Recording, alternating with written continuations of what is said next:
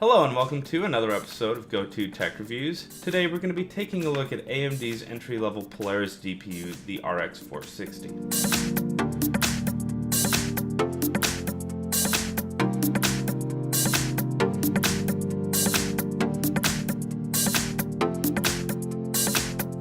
Okay, so we're actually going to be looking at Sapphire's Nitro RX 460 OC edition. Now, the reason I wanted to go with the RX 460 was because, well, I've done a lot of tests with the Intel HD 530 graphics. And, that's for kind of a low-end budget system. So if you're already, gaming on something like that and you're, wanting to get into more serious PC gaming, this is a perfect option. This one actually comes in at around $130 and other RX 460s can come in even a little bit cheaper with some mail-in rebates and specials. Black Friday's around the corner, and there's some that are coming in even under $100. Now this particular one, it has external power on the outside here, a 6-pin external power, but it only gives you a little bit more of a boost over the standard RX 460. Okay, so real quick, let's just go over some of the features of this particular RX 460 from Sapphire. So this card is based off of AMD's 4th GCN and the 14nm FinFET process. There are 896 stream processors with a base clock of 1175 MHz and a boost clock of 1250 MHz.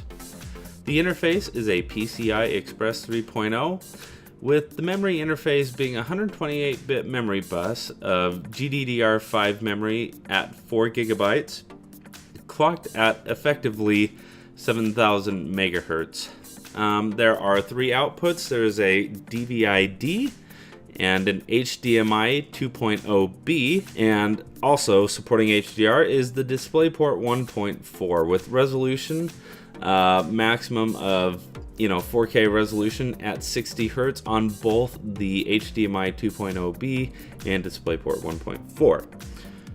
And with the dual link DVI, it supports a max resolution of 2560 by 1600. All of these are at 60 Hz.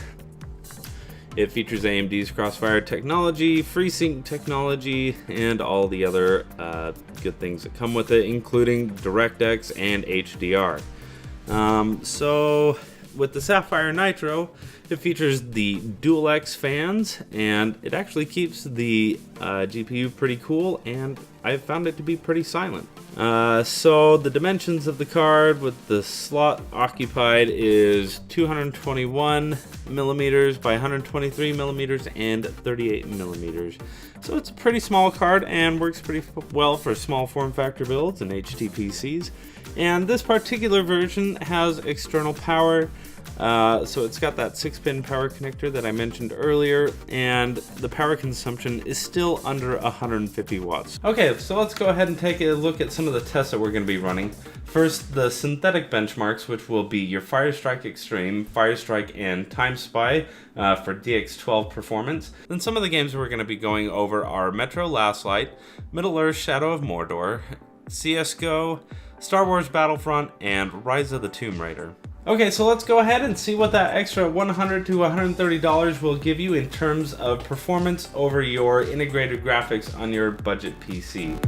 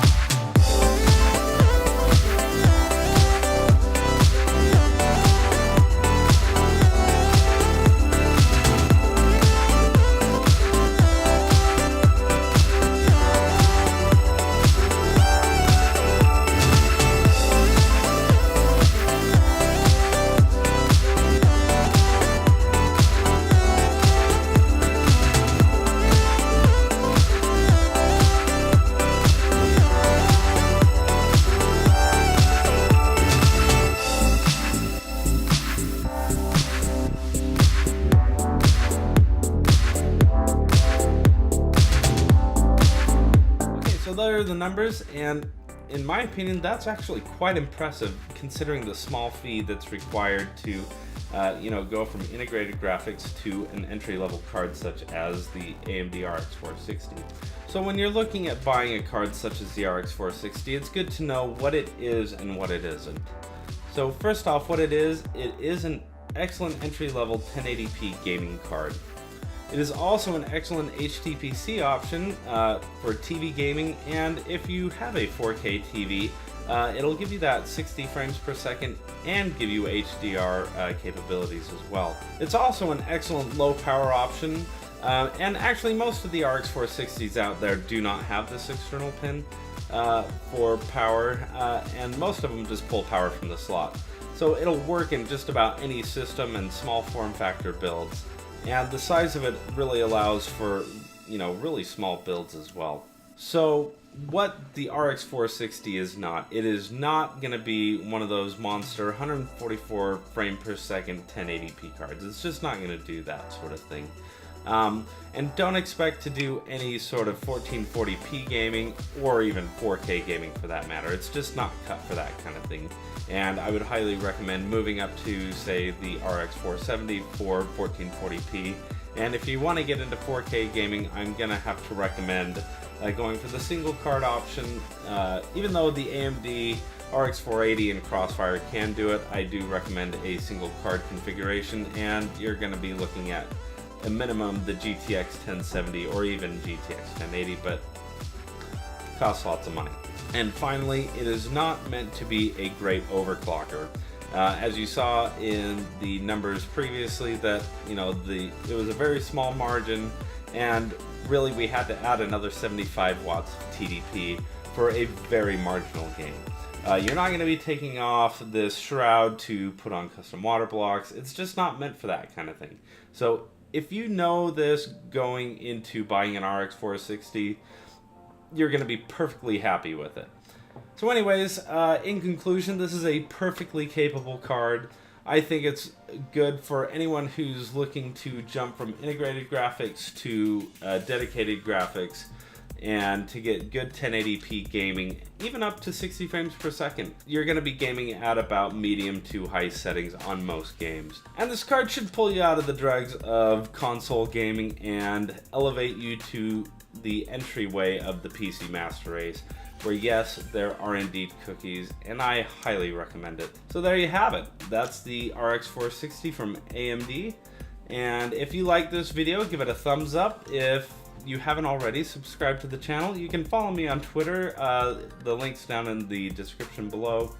And if you just want to see what I'm up to and some of my latest projects. And as always, thanks for watching, and we will catch you next week.